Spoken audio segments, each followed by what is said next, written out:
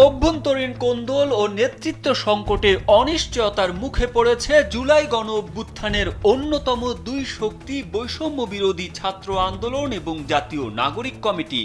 এই দুই সংগঠনের উদ্যোগে নতুন রাজনৈতিক দল জাতীয় নাগরিক পার্টি গঠনের পর শীর্ষ নেতৃত্ব সহ অধিকাংশ নেতা তাতে পদ পাওয়ায় ভেঙে পড়েছে এর কাঠামো। নতুন কমিটি গঠন করার উদ্যোগ নিলেও অভ্যন্তরীণ সংকটে আটকে আছে তা।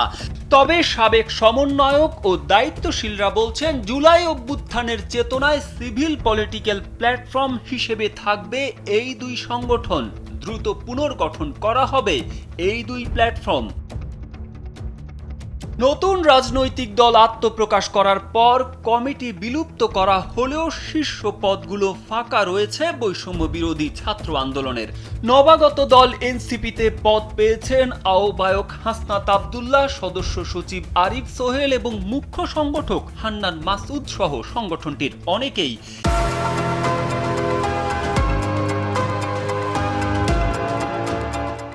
এতে ভেঙে পড়েছে সংগঠনটির চেইন অব কমান্ড।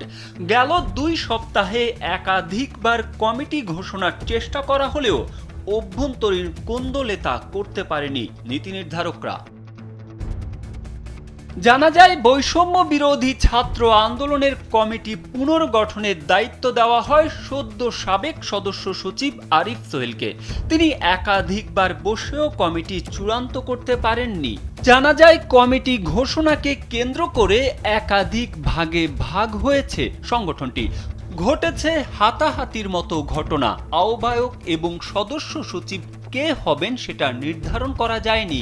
সর্বশেষ বৈষম্য বিরোধী ছাত্র আন্দোলনের ব্যানারে ইফতার পার্টিকে কেন্দ্র করেও প্রকাশ্যে আসে কোন্দল। অন্যদিকে রাজনৈতিক দল গঠনের আগে প্রধান 4টি পদ বহাল রেখে বাকি সব সেল ও শাখা বিলুপ্ত করে জাতীয় নাগরিক কমিটি। সে সময় কমিটির মুখপাত্র সামান্তা শারমিন স্বাক্ষরিত সংবাদ বিজ্ঞপ্তিতে বলা হয়, আহ্বায়ক, সদস্য সচিব, মুখপাত্র, মুখ্য সংগঠক ছাড়া জাতীয় নাগরিক কমিটির বাকি সব নেতৃত্ব কাঠামো, নির্বাহী কমিটি, সেল ও সার্চ কমিটি বিলুপ্ত ঘোষণা করা হয়েছে।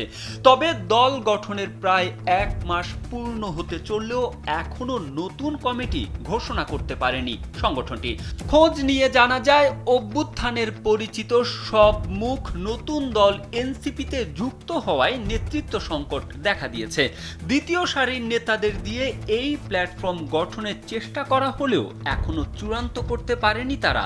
কমিটি গঠনে 3 সদস্য বিশিষ্ট সার্চ কমিটি সম্ভাব্য নেতাদের সঙ্গে কথা বলছে বলে জানা গেছে। সংশ্লিষ্টরা জানান, ঈদের পর ঘোষণা করা হতে পারে জাতীয় নাগরিক কমিটির নতুন নেতৃত্ব। তারেক আহমেদ, কালবেলা।